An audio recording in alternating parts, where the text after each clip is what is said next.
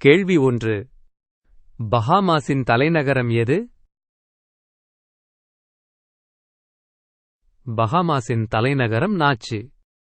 கேள்வி 2. பஹாமாஸில் உள்ள பிரபலமான இயற்கை இடம் எது? பஹாமாஸில் உள்ள பிரபலமான இயற்கை இடம் ப்ளூ ஹோல். கேள்வி 3. பஹாமாஸில் பயன்படுத்தப்படும் நாணயம் எது? பஹாமாஸில் பயன்படுத்தப்படும் நாணயம் பஹாமாஸ் டாலர். கேள்வி 4.